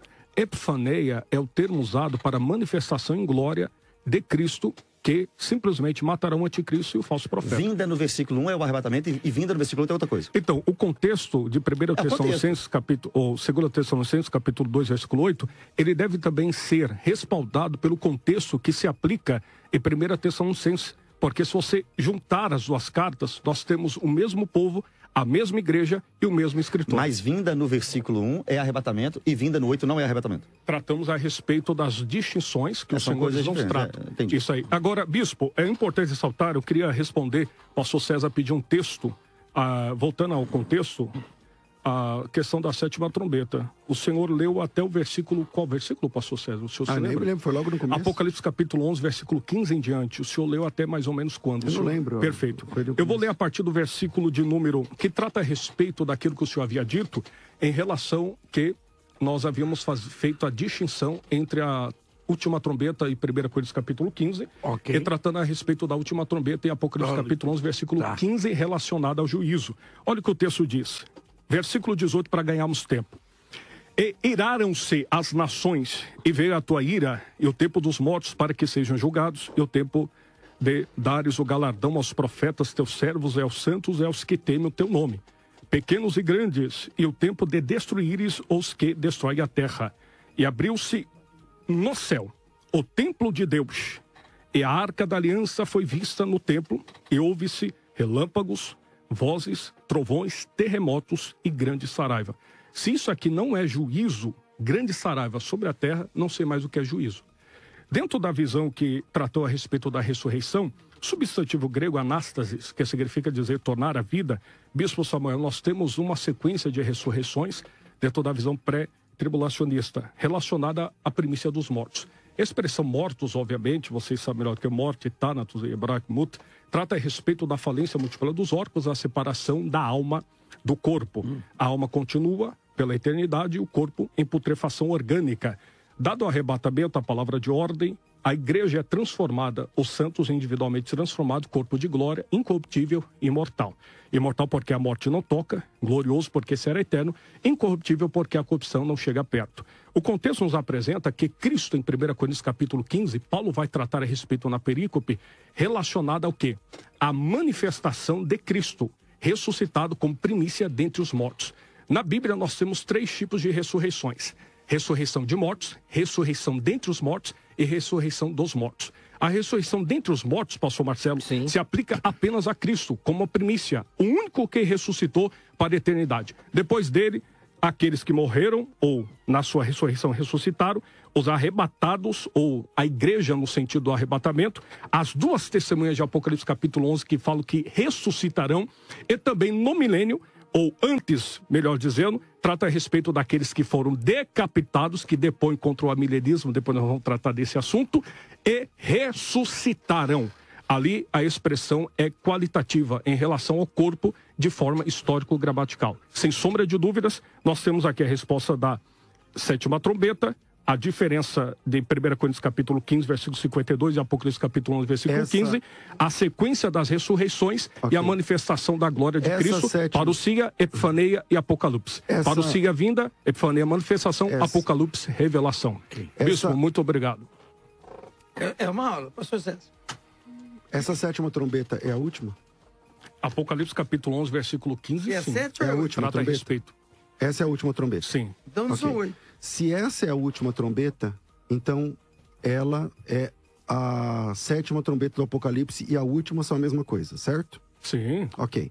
Então a Temos ressurreição 21 dos... juízos, 7 selos, 7 trombetas e 7 taças. Ok. Então a ressurreição dos mortos acontece na última trombeta. Não, certo? O texto fala a respeito da É que o texto lá de proclamação Tessalonicenses, né? Desculpa, o texto de Coríntios capítulo 15, que o senhor trouxe, o primeiro texto que o senhor trouxe, o senhor acabou de concordar que essa é a última trombeta? A última trombeta é a sétima, o senhor disse que são as mesmas? Eu concordei que Apocalipse 11 e 15 é a última trombeta do período tribulacional. E 1 Coríntios capítulo 15, versículo 52, fala a respeito da trombeta de convocação da igreja para o arrebatamento, que é a transformação dos corpos. Aí no início Com que documento o senhor afirma que a última trombeta de Coríntios 15... Não é a mesma de Eis Apocalipse. aqui vos digo um mistério. Na verdade, nem todos nós dormiremos, nós todos seremos transformados. Um momento, abrir e fechar de olhos antes ao toque da última trombeta. Perfeito. Qual é Com a devida... Qual a documentação que o senhor tem para falar que aquela última trombeta não é a última? Com a devida vênia ao senhor, a documentação primária que é a Bíblia. Ok, ótimo. Qual o texto? O texto de 1 Coríntios capítulo 15 fala a respeito da diferença. Como é que o senhor consegue juntar o arrebatamento da igreja, transformação em glória, com Apocalipse 11 e 15? É que sim, com todo respeito, como a gente consegue juntar ou não juntar, isso não vem ao caso. Não vem ao caso porque é debate. Não, ok. O caso é que a autoridade é o que a Bíblia diz, e não a nossa habilidade. E eu tô falando o quê, pastor César? Gibi? E não a nossa habilidade de juntar ou não juntar as coisas. Mas eu tô lendo o gibi? O texto de... Crônicas de Nárnia? Parece que você tá meio ofendido, me perdoa. Eu não quis te ofender. É porque o senhor está falando que eu não estou lendo o texto. Não, eu não disse isso. Eu não disse que o senhor não está lendo o texto. Que é o momento eu disse isso. Não, o senhor é meu professor. Eu só estou explicando assim no sentido que o senhor perguntou. Primeiro, eu não quis te ofender. Eu não quero lacrar, não quero nada. O texto, eu muito menos. O texto que o senhor usou, lá diz assim, que a transformação dos corpos é na última trombeta. Aí eu estou perguntando assim, o senhor tem algum documento para mostrar, algum texto bíblico, que a última trombeta não é a última trombeta? Aí o senhor está dizendo, não, aí vai da habilidade da pessoa. Então, peraí. Interpretação. Isso. Então o senhor sair da interpretação. Uma das regras de interpretação, o senhor sabe melhor do que eu, é que o texto obscuro se interpreta pelo texto claro. E a Bíblia se interpreta... Deixa só o pastor César terminar o pensamento dele. Então, só tem que ficar claro aqui que para sair dessa pergunta é só através da interpretação pessoal de cada um. Mas o texto bíblico diz que a transformação do corpo acontece na última trombeta. Perfeito. Então houve Saraiva. Isso é juízo ou não? A pergunta, pastor César, bicho. Para mim tem juízo na sétima trombeta. Pastor César. A milenismo? Você acaba de concordar, né? Eu entendi o que o senhor está falando, que o senhor acredita que a última trombeta... Pastor Calixto só concorda com ele agora, né? Que Paulo diz de 1 Coríntios é a mesma. Vai ser demitido de São José dos Campos sumariamente. O senhor não aceita essa construção teológica, que é uma construção teológica, que essa não bate, as evidências não são a mesma. Construção Mas bíblica. Não é a mesma coisa que o senhor faz quando nós abirrogamos que depois do capítulo 6 não aparece o termo igreja. O senhor também não faz uma construção teológica ligando os santos com a igreja? Deixa eu só terminar a pergunta. Boa pergunta, eu entendi. Só termina. O senhor não está fazendo também uma construção teológica que o senhor revigora dizendo que não, que isso é uma interpretação pessoal. O senhor também não está fazendo a mesma coisa quando o senhor acha santos, quando o senhor acha eleitos e o senhor liga isso à igreja, sem que o termo igreja apareça do capítulo 4 e diante? Bom, é só apresentar a palavra igreja depois do capítulo 19. Onde ela aparece? É no versículo 15 do capítulo 22, Não, é o ela senhor aparece. que tem que responder, é uma pergunta. Entendeu? Então, a igreja, ela... Primeiro, a palavra igreja, ela aparece lá no texto do Apocalipse, nas cartas de Jesus às igrejas. Pronto. Agora, alguém vai negar que os servos de Deus são aqueles que servem a Jesus? Mas alguém isso não é vai uma negar... construção teológica? Não é uma construção teológica. É uma interpretação da palavra. Não é o mesmo Construção caso. teológica é quando você lê uma verdade e pega mais 2 textos e fala assim, ó, a partir disso aqui é assim. É isso. Eu não estou fazendo isso. Quando a Bíblia fala eclectos, obviamente está falando de eleitos. Quem são os eleitos na Bíblia? Muitos são chamados, poucos são escolhidos. Quem são os escolhidos na Bíblia?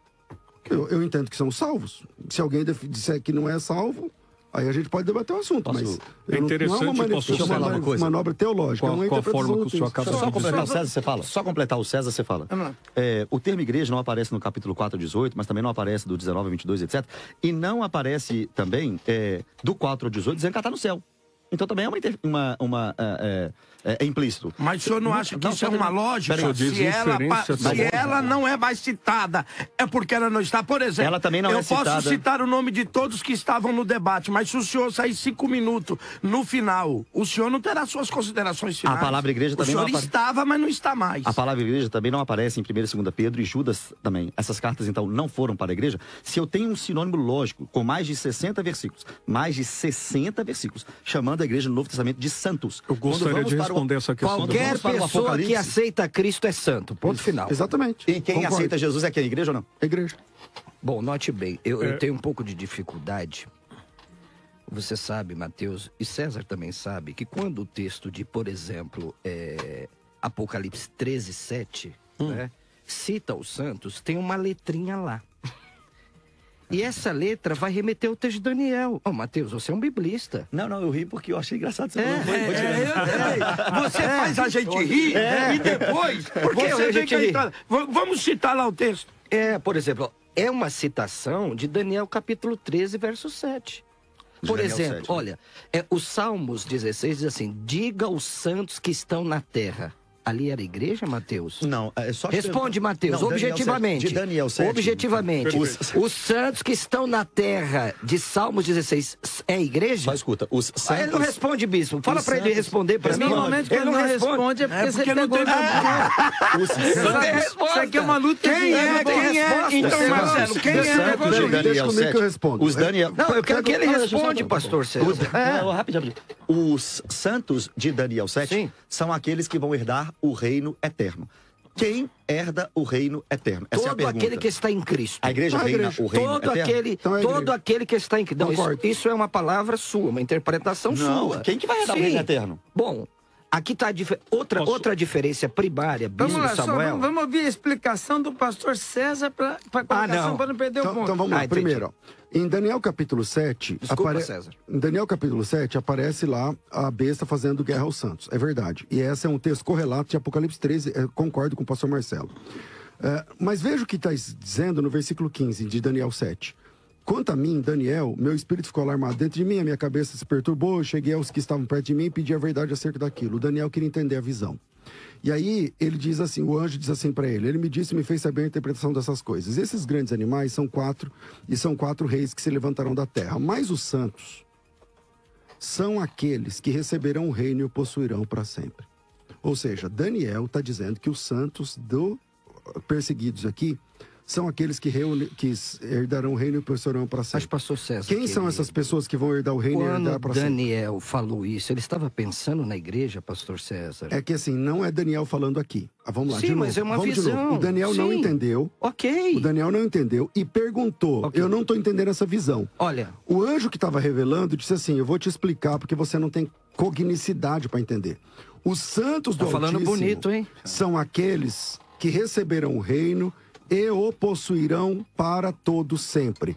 O pessoal que vai herdar o reino para todo sempre está lá em Apocalipse 22, versículo 5. Essa é a igreja de Cristo. ok, o pastor César, eu me torno pós-tribulacionista agora, se o senhor me mostrar uma vez nas cartas joaninas, João usando a terminologia santos para a igreja. Mostra para mim no texto. Mas por que tem que usar? O João tem que usar a palavra santos. Então João inovou no Apocalipse? João inovou no Apocalipse, então? Olha, porque o senhor disse que Santos é a igreja. Mas não fica difícil. João escreveu. Calma. Pastor César. Peraí, João escreveu. Apocalipse capítulo 2 e 3 falam a respeito de 13 vezes, se eu não me engano, o pastor Marcelo pode me corrigir, em relação à igreja, termo igreja, eclesia. Agora, do capítulo de número 6 ao 18, a expressão é santos eleitos, que falam a respeito, que é indicado também a nação de Israel. Olha que interessante. No Antigo Testamento também temos essa expressão. Só que João escreveu, não foi para Israel, foi para Éfeso, Esmirna, Pérgamo, Perfeito. Tiatira, Por que João não ratifica a igreja depois? Se João escreveu Por causa da revelação, essas coisas que hão de acontecer. Meu varão. Gravata bonita. Obrigado. Escuta. Se João escreveu para a igreja o Apocalipse, por que é que santos seriam judeus? Pelo se o fato... destinatário... Se o Mateus, todo aquele que está em Cristo é santo. E é você não respondeu minha pergunta. Aquele que está em Cristo é igreja? Salmo 16 Mas nós estamos falando do Novo Testamento. Me mostra no Novo Testamento. Então vamos anular o Antigo, claro então? Que não, né, Marcelo? Você sabe que não. Todo o Novo Testamento chama a igreja de santos. Eu tenho um ponto aqui que eu queria fazer a pergunta para vocês.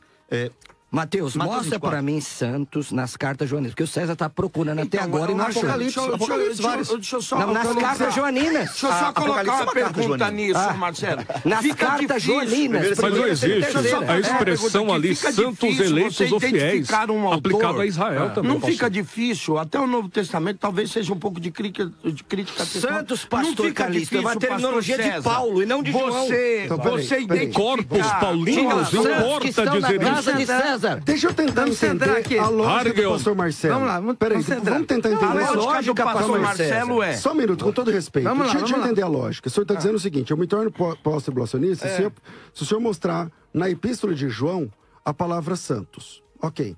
Qual que é essa lógica? Eu não entendi. Então, mostra pra mim. Então, qual que é essa lógica? Eu aprendi então, posso completar a pergunta, pastor Mostra César? O texto pra mim de João se referindo à igreja nos evangelhos, não é? Sentido a pergunta do pastor Marcelo. Nas cartas joaninas, santos. No texto grego, eclectos, por exemplo? Não, eclectos é eleito, então, pastor César. Então vamos lá. Santos é rágios. Ok, mas a palavra santos para João...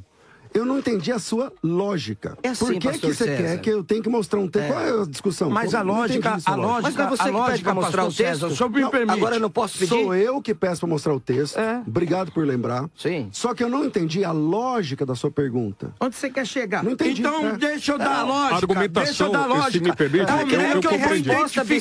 Nós defendemos que a igreja não aparece o termo em Apocalipse capítulo 4, Marcelo, deixa eu colocar a pergunta aqui, porque o César não quer me ouvir. O texto nos importa dizer que eleitos, fiéis e santos trata a respeito também de Israel.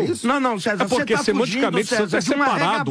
Pastor César, Santos também se aplica separado. A nação de Israel será separada. César, como é que eu identifico um autor? No período tribulacional. Ora, César, tá na lógica os textos. Como é que eu identifico um autor? Primeiro eu quero entender a lógica de vocês. Então a lógica é essa. Vocês querem que a palavra santo apareça na Bíblia se referindo não é vocês. O senhor não acha estranho que um autor como João mude totalmente a sua forma de expressão ele não tá entendendo. escrita? Ele não tá Se eu ler os tratados do pastor César, eu vou sempre captar, aqui é o César falando, porque o senhor tem uma forma literária de falar. O que nós estamos tentando... João, ele muda abruptamente. O que nós estamos dizendo pro senhor é que João não deixa rastro nenhum em todas as suas cartas usando o termo santo para a igreja. Por que ele mudou? Tá ok. A igreja, termo.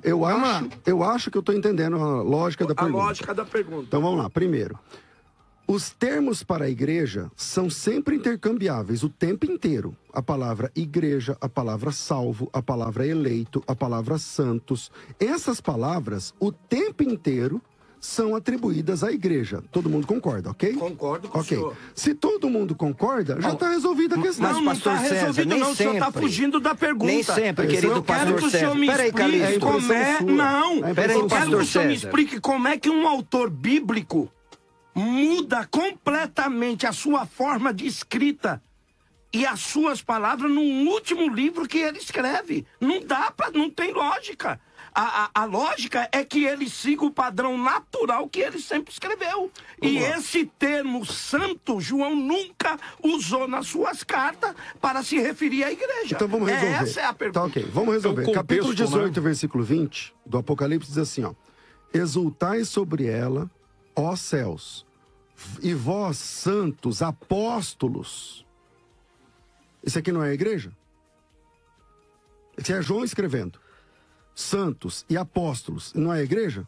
O apóstolo não é mais igreja? Pastor César, acho que o senhor não entendeu. Eu disse Não, eu nas entendi, cartas estou joaninas, respondendo. pastor César. É que assim, eu queria ter entendido a lógica da pergunta, agora eu entendi. Entendeu? E a pergunta é inteligente. Você está dizendo o seguinte, ó, peraí. Por que João vai falar santos no Apocalipse? Isso ele nunca falou, você entendeu? Eu entendi. Você é um cara inteligente. Educado. Sim. Então, eu tô entendendo. Ah, me chamou de mal educado agora? Chamei. Tá certo. Mas de vez em quando foge. Vamos lá, vamos lá. Eu entendi a pergunta e a pergunta... Eu entendi a pergunta e a pergunta é inteligente. Vocês estão dizendo o seguinte, porque que às vezes que a palavra santos aparece no Apocalipse, não pode se referir à igreja. Por quê? Porque nas epístolas ele não usa a palavra santos. Ok, bom argumento. Parabéns.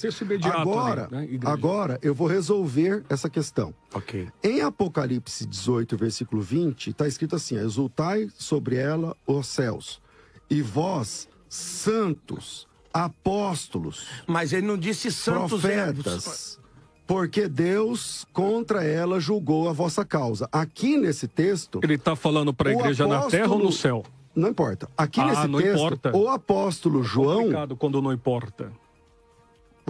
Julguem todos que estão ouvindo. Se a pergunta é, se o João se refere à igreja como santos, Apocalipse 18? isto está resolvido. Mas, Apocalipse pastor 18, César, pastor Manda a César. próxima. Pastor César, então vamos continuar Vamos lá. nessa pergunta aí. Vamos lá. Não, a vírgula quente. que tem no próprio quente. texto aí, não diz santo é uma coisa, apóstolo é outra. Não estou dizendo pessoa que apóstolo não é santo, mas a gente tem que obedecer o próprio termo do português. Santo, vírgula, Pastor César, qual texto o apóstolo, senhor leu? vírgula. 18, 20. Não é Obrigado. isso?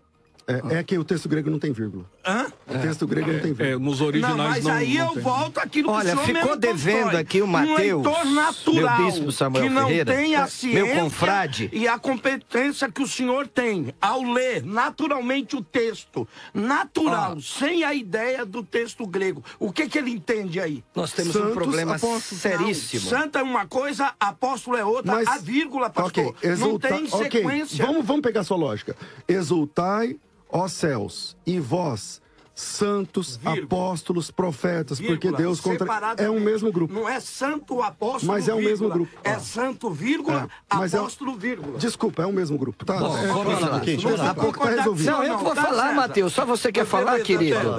Não, Depois eu falo só com você. para dizer que eu não concordo com o César. Mas, ok, mas tá resolvido. Olha, Apocalipse 19 Tá registrado, vamos lá. continua um sério problema para o pós-tribulacionismo. Vamos lá, Meu vamos lá. bispo Samuel Ferreira, porque se a igreja está descendo, quando que ela foi para o céu? Posso responder? Porque não tem arrebatamento aqui, Mateus. Você vai fazer uma hermenêutica triplamente carpada para achar em Apocalipse 19 o arrebatamento. Não. A igreja está descendo. Quando que ela foi para o céu se não teve o arrebatamento, então? Quando que ela foi para o céu? Eu posso falar um minuto? Pode, agora toda a palavra é sua. Muito obrigado. Não Vamos vou lá. interromper, prometo. Tá bom. Apocalipse Pelo 19. menos vai tentar.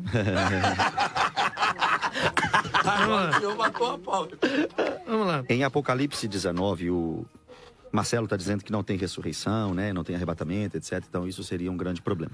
Eu mostrei para ele que em Mateus 24 tem a vinda, mas não tem a glorificação. Em 1 Coríntios 15, 23 e 51 tem a glorificação, tem a ressurreição, tem a vinda, mas não tem o arrebatamento. Em 1 Tessalonicenses 4, do 13 ao 18, tem a ressurreição, tem o arrebatamento, tem a vinda, mas não tem o tribunal de Cristo, que vocês entendem ser nesse mundo. Então, não é porque em Apocalipse 19 não tem a questão do arrebatamento, que ele Apocalipse não 19 existe. não? Não tem o arrebatamento, mas eu falei isso desde o início. Eu não nego o texto bíblico. Eu não tenho esse problema. Você também tem que concordar comigo que 1 Tessalonicenses 4, do 13 ao 18, não tem o tribunal de Cristo. 1 Coríntios 15 também não tem o arrebatamento. Posso Mateus te 24 interpelar? não tem a glorificação, mas você falou que eu não ia interromper. Aqui já está interrompendo, né? Então, esse não é um problema. Agora, olha a visão pré-tribulacionista. Se não tem a palavra igreja, então, obviamente, a igreja foi arrebatada, a igreja está no céu e a grande tribulação não conta com crentes. Olha para você ver, vocês estão formando uma doutrina em um texto silencioso. A Bíblia não está dizendo que a igreja não está lá. Vocês entenderam que a palavra igreja não está lá. Se a igreja não está lá, quer dizer que a igreja não está na grande tribulação. Meu Deus, como assim? Se nós temos no Novo Testamento mais de 60 versículos que provam que a igreja, sim, são os santos do Novo Testamento. Quem são os santos? Na graça. Quem são os santos pós início de igreja como nós conhecemos hoje? É os santos E no lavados. Salmo 16, quem são os santos? Os santos do Salmos 16, do Antigo Testamento, da Antiga Aliança, são os judeus. Qual o problema? Eu não estou negando o texto. Você nunca vai me ver negando texto por causa de doutrina, não. Agora, Apocalipse e o Novo Testamento inteiro, santo é a igreja, em mais de 60 referências. Será que não é, assim, uma falta... E por que João não citou a igreja? Mas citou santo, citou eleito. Então, Pedro... é expressão diferenciada. Barão, deixa eu te perguntar. 1 e 2 Pedro. Mateus, a igreja está descendo. Quando que ela foi para o céu? 1 e 2 Pedro. São cartas para a igreja? São. Pedro não cita o nome igreja. Então qual o problema disso? Porque simples, ele já está falando para a igreja. Está falando Agora para a igreja. você usa, né, seu espertinho? Peguei a sua palavra. Meu irmão. Pastor João. César. Não, Vamos indo, daqui a pouco estamos terminando, hein? Calma, eu nem terminei. O pastor... Pensei que começou a aquecer agora, meu bispo. Os Não, motores aquece, aqui. a gente deixa pro outro. A carta de Apocalipse foi escrita para a igreja. Não foi escrita para judeus, simplesmente. Foi escrita para a igreja. Tudo que está falando nas cartas é a igreja. Apocalipse 22, 16, depois de todo o período A noiva tribulacional, sofrerá a ira do cordeiro. Não. Então a igreja substitui Israel, né, Mateus? Para terminar. Apocalipse 22, 16. Vamos ver se isso aqui é para judeu. Falou da grande tribulação, falou das taças, falou dos selos, falou da trombeta, falou do tempo do anticristo, falou tudo. Eu, Jesus, enviei o meu anjo para vos testificar estas coisas às igrejas. Apocalipse 22, 16. Está dizendo que tudo que foi escrito no Apocalipse foi para a igreja, não para judeu. Negar o texto, eu não nego o texto por causa de doutrina. Mas o infelizmente, está negando o texto por causa de doutrina. Apocalipse 22, 16. Isso aqui tudo foi escrito para que as igrejas testificassem, não para que os judeus testificassem. Vocês têm que aceitar isso. Apocalipse 22 foi escrito para a igreja ou não? Então foi para a igreja. Então, mas tudo posso que falar? tá falando Posso é falar? Posso falar? Mateus capítulo 24, para os discípulos, relacionado ao período de grande tribulação para quem?